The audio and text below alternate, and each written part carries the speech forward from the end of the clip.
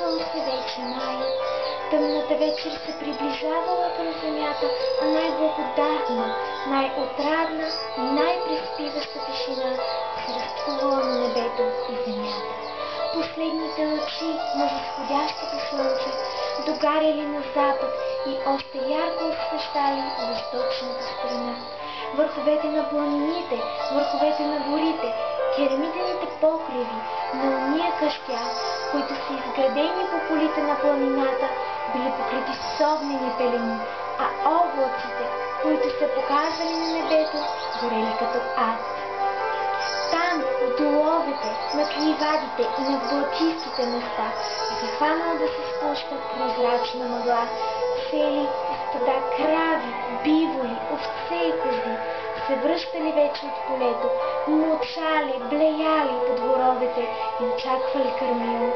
Пилетата свършили своите песни и предоставили това занятие на Славия и на момичето.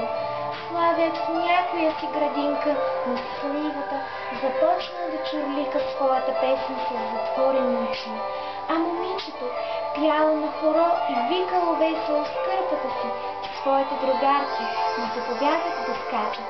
Из градините, из шумака и от реката захванала да вее прохлада, закъснялата пчелица бръмчала и все още работила над полското цветище.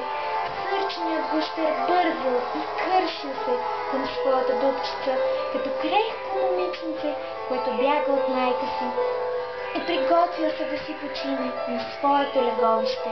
Стадо стъркели, оставили вече блатото и речните брегове и полетяло към небесната висота.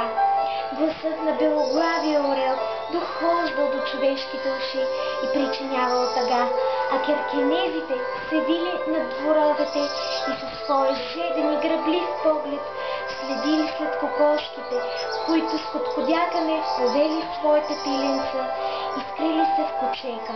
На синьото небе, там, където още не се успели да го покрият облаци, захванали да се показват звезди.